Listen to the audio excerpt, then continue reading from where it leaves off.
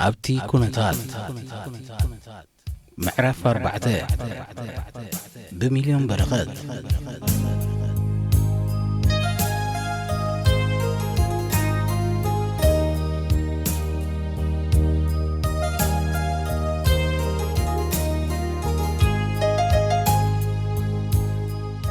كباد مرعقا أباد ما حاوت أقيدو زلو يزمسلك راديو يانون بتنفاسها نزي اللي حاوت انبد ودا زلا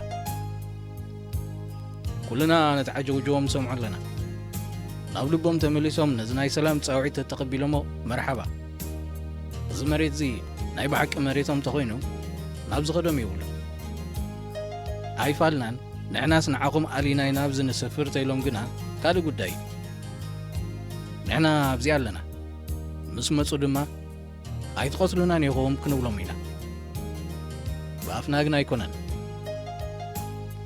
دمت سحق سعز سحللو فشخنا بلا تتصبيه كان شننا العلا دما نويانه زي صبق غيرا تردو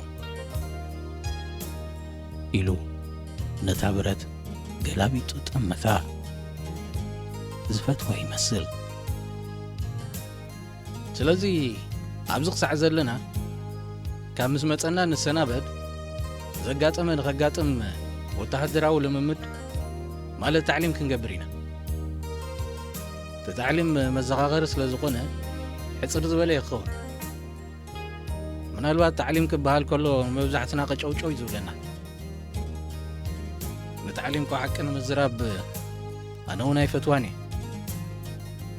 انتقنا قابون لعل صلا سلازلنا لازم مدحنا زقونه اهلاقي لممد كنفتو كنقددينا مالتي مسبل خاء رتعو قراربو فتوت له نعم بقطة الزاربات زنبر كوينو دما تسمعها أبقيتي تعليم زي كم تثبيتا هيوت زحاشت كونات اتزبراتو دخامكوا نروحا أخونا بحساب انشاغلو تنزحلف زنبر ليتي بتعمدك أستتك كما هادو تفليتهم بوطات مايكو غارتالهم سلت جمرا دما مستترخبو زنبرت عدل ولك أو تصريت منفسا يحدث نبرا اتزنبرا هيوتنا رسعتو كتحت صعب مخألان بتميت بزي مماتان النعقبت تسميها ما يابت ستيرلو دما كاب تقدم يتفلت أنا لعلنا رويت نهيوت كتستمر جمرت هيوت كتنبرات رايون مكرتي من بارسب حالات هيرميلا قوار إفريم كتسحق زغل كلاز نبر وطرت كم زقد فاقها تنحي لرأيت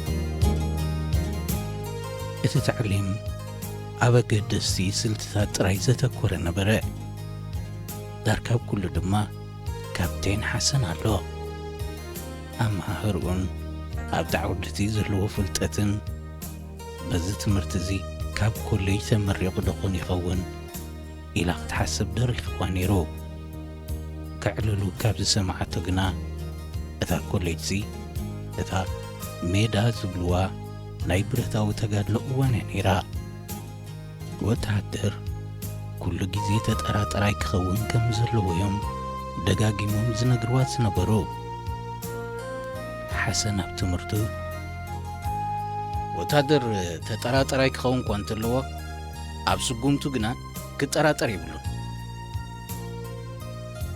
إلو يقلص اللهم نطرطارو بقلطف أما علبو تصحو بونو نفس قوم تخحلف له ترطارو دما كل جزي ناب كل التشنخ يتغيد سلازي نغلتي عينت كونتات زلو دلونت بعد اوان كان كساقصو دلي نابنت اب حلوان كله نابو زنكساقص دمص وي تريت مزغاطمو እዚ ጉዳይ እዚ دحان وي زي دحان كخون سلازخل برتو واديدو زحاشه مزغب حيزو ኣዒንቱን ኣእዛኑን እናጠመተ ነቲ ነገር ከጻርዮ ኣለኹ። ሄርሜላ ጽን ኢላ ትሰምዕ። ከመይ ጌርካ ሰብ ከም ዝቕተል እዩ ዝምህሮም ነይሩ። ንዓኣ ግና ከምኡ ኮይኑ ይተረድኣን። ከመይ ጌርካ ነብስኻን ብጾትካን ከም እተድሕን ዝምህር መልኣኽ ኮይኑ ይረኣያ። ዝጸላኢኻ ከይረኣየካ ክትሪኦ ኣለካ ክብል ከሎውን ብምሉእ ኣድህቦኣ ትሰምዖ። ናይ ምርኣይ ብልጫ ክህልወካ ኣዝዩ ገዳሲ እዩ። ነዚ ድማ ብትኩርነትካን ብትመርጾ ቦታን ኢኻ ተረጋግጾ። ጸላኢኻ ቅድሚ ብልዕሊኡ ስጉምቲ ምውሳድካ ምንቅስቓሳትካ ክርኢ ይብሉ። ጸላይ እታ ናይ መጀመርታ ብዛዕባኻ ክፈልጣ ዘለዎ እታ ናይ መወዳእታ ዕድሎ ክትከውን ኣለዋ። ንሳ ድማ ጥኢትካ ብግንባሩ ዓሊባ ከም ዘላ ምፍላጥ ጥራያ። ኣብ ግብራዊ ልምምድ እውን ምንቅስቓሳቱ ዝማርኽ ኮይኑ ረኸበቶ።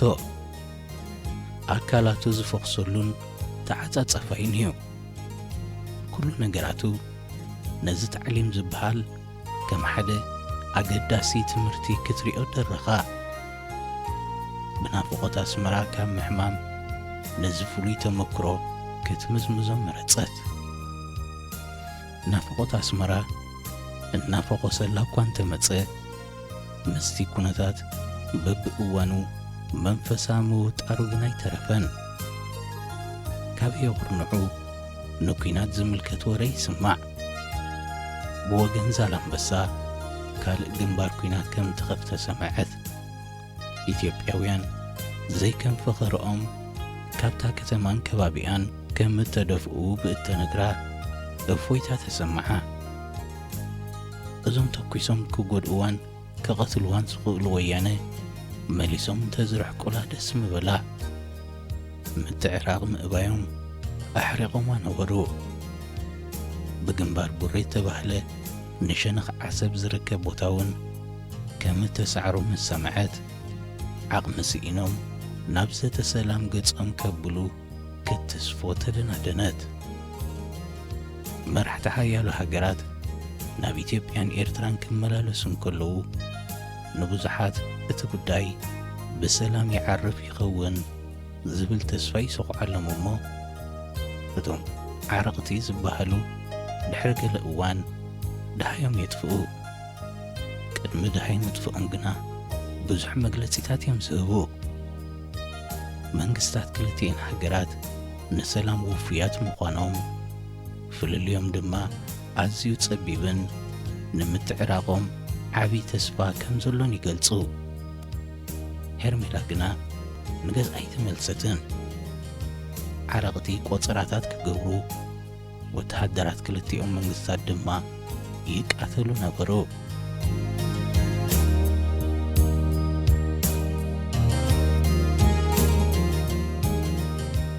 መነባብሮ ጥራይ ዝነበረ ጸላኢኣ ሕጂ ግና ወያነ ዝበሃሉ ከም እተወሰኽዎ ረኣየት። ፈትያ ጸሊኣ እቲ ንሳቶም ክንድምስሶ ኢና ዝብልዎ ሓይሊ እዚ ንሳት ትርከቦ ሰራዊት ምዃኑ ተረድአት።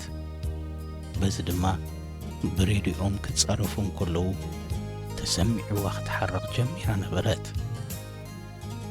ናብቶም መነብርታ ኮይኖም ዘለዉ ኣባላት ሃገራዊ ኣገልግሎት ትጥምት። ዳርጋ ኹላቶም ኲናት ዝበሃል እናጤባ ክወርዶም ገሚቶምዎ ይፈልጡን።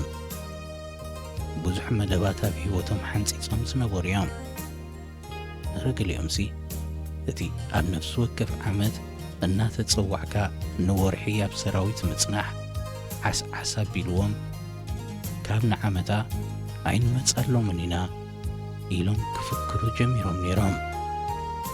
ሕጂ እንተረኣይዎ ንዓመታ መምጻእን ዘይመምጻእን ዘድልዮም ኣይመስልን። ሕይወቶም ክኸፍሉ እዮም ዝሕተቱ ዘለዉ።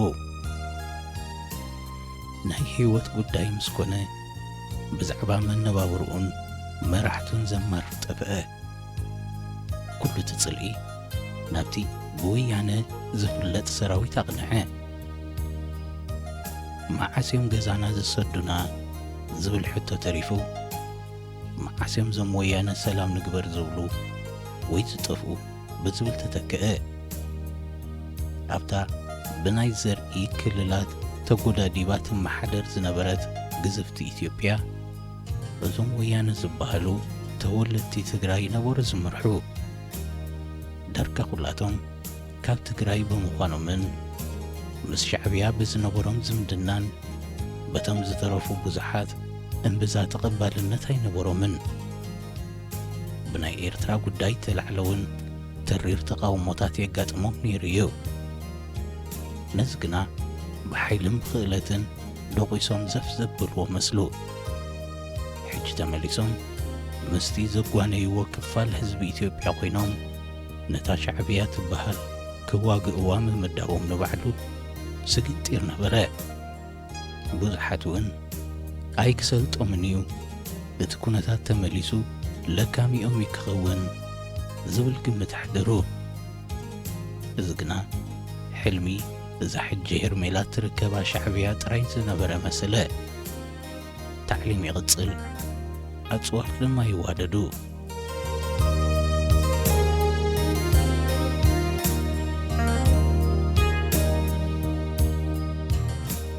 ሄርሜላ ህይወታ ኣብ ሓደ መቐይሮ ከም ዝበጽሐት ይፍለጣ።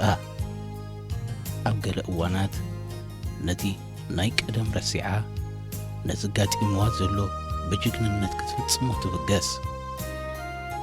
ምእንትቶም ድሕሪት ዝገደፈቶም ፍትዋታ ንሳ ክትቆስልን ክትስዋዕን ምድላዋ ዝሕብን ምዃኑ ንርእሳ ትእምን። ጸኒሓ ግና ሰብ መቕታልከ ካብ መዓስ ዘኹርዕ ሞያ ኾይኑ ብምባል ባዶነት ይስምዓ።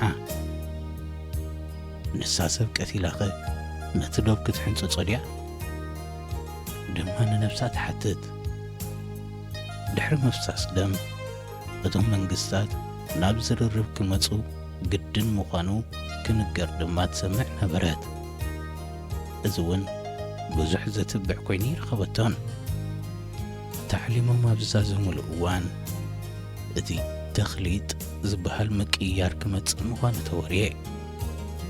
ድሕሪ ታዕሊም ናብ ድፋዕም ከኣትዉ። ቅድሚ ናብ ድፋዕ ምእታዊ እምበኣር ኣብ ሓይልታት ክውዝዑ ነበሮም።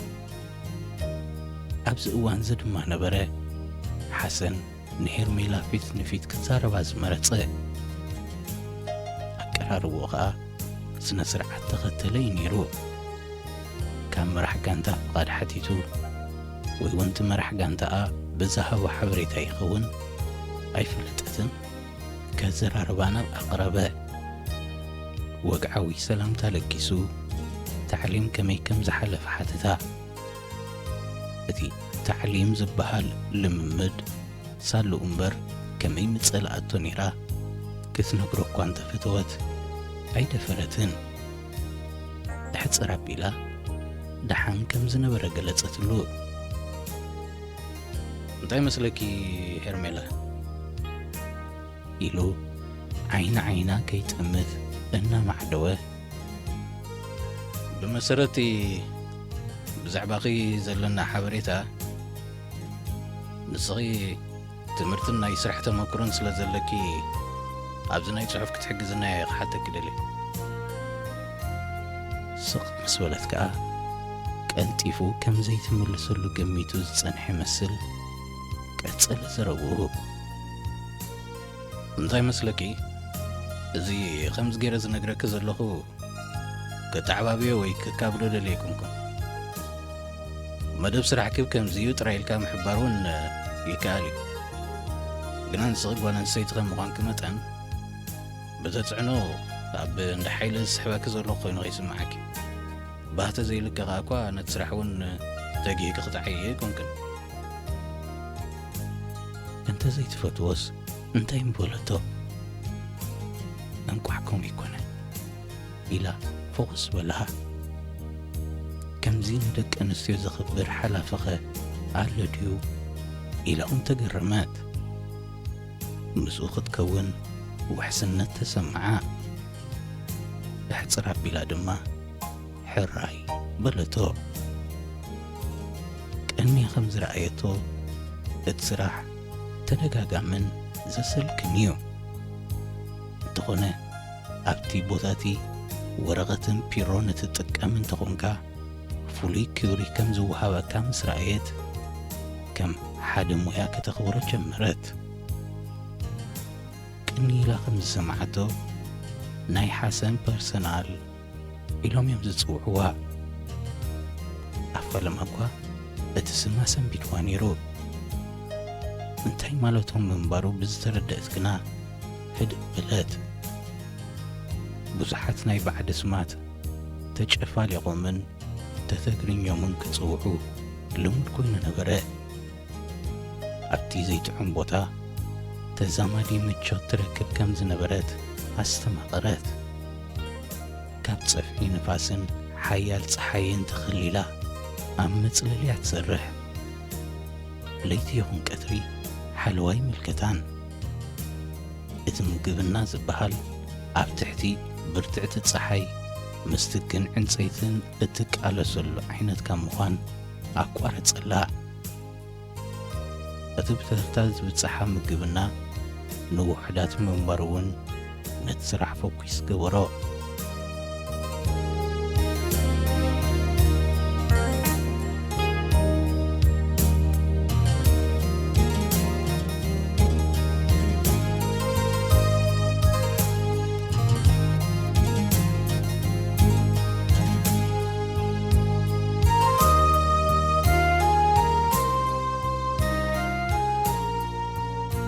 ካብ ዓላማያ ናብ ሓለቓኣ ምዃን ምስ ተቐይረ እውን ሓሰን ውርዙይን ክብሪ ሰብ ዝሕሉን ኮይኑ ረኸበቶ። ናብቲ ገዛ ዝመፁ ሓለፍቲ እውን ብኡ መጠን ኣኽበርዋ። ክትቀርቦም ድላዮም ምንባሩ ግና ብበበይኑ መገዲ ይገልጹ። ሄርሜላ ከምዘይተረዳኣ ትኸውን። እዚ እንዳ ሓይሊ ዝበሃል ርእሱ ዝኸኣለ ኣሃዱ ምዃኑ ረኣየት። ምልክት ዝበሃሉ ናይ ሬድዮ ርክብ ክኢላታት ከምኡውን ቁጠባ ዝበሃሉ ንመኽዘን ዝከታተሉ ኣለውዎ። መራሕቲ ጋንታታት እውን ናብቲ ገዛ ብበበይኑ ምኽንያታት ስለ ዝመላለሱ ንዓኣቶም ምእንጋድ እውን ርእሱ ዝኸኣለ ስራሕ እዩ። እቲ ቡን ምቕላውን ንዓኣቶም ምእንጋድን ከም ዘይትፈትዎ ንሓሰን ክትነግሮ ነበራ። ጠባዩ ከይቅየር እናፈረህት ብዝገለጸትሉ ሓሰን ሰሚዕዋ ጥራይ ስቕበለ። ንጽባሒቱ ግና ሓንቲ ህድእ ዝበለት ጓል ካብቲ ጋንታታት መጸት። መደብ ስርሓ ድማ ምግብናን ምቕባል ኣጋይሽን ኮነ። ኣብ ጊዜ ስራሕ እንተዘይኮይኑ ሓሰን መቕሉልን ተጸዋታይን ምዃኑ ብጠባዩ መስከረ። ቡን ቆሊኻ ምዕላል ይፈቱ። ካብቲ ዝቕዳሕ ቡን ልዕሊ ሓንቲ ፍንጃል ኣይሰትን። ዝያዳ እቲ ወግዒ ቡን ደስ ዘብሎ ይመስል። ኣጋይሽ ክመፁ ከለዉ ድማ በጃኻት ክንባ ቡን ግበራልና እናበለ መሻኸን። ዝበዝሕ ጊዜ እታ ከም መጋቢት እትፍለጥ ዛይድያ ተፍልሕ። ክብርሃን ከሎ ወይ እውን ዛይድ ክጽልኣን ከሎ ድማ ሄርሜላ ኢዳ ትሕወስ። ብዝያዳ ግና ክዕልልዋ ንዝመፁ መዋፍርታ ክትብል እያ ሄርሜላ ነዛ ምፍላሕ ቡን ለሚዳታ። ሙዚት ኣዘውቲራ እያ ትበጽሓ። ምስ ሓሰን ከኣ ኣዝያ ትቀራረብ ነበረት። እናሓንሳእ እውን ይጨራረቑን ይደጓደጉን። ሓሰን ኣንቲ ከምዚ ሓፍትኺ ዘይትኾኒ እዩ ዝብላ ናብ ሄርሜላ እናጠመተ። ሙዚት ብሰሓቕን ጸርፍን ተሓቕፎ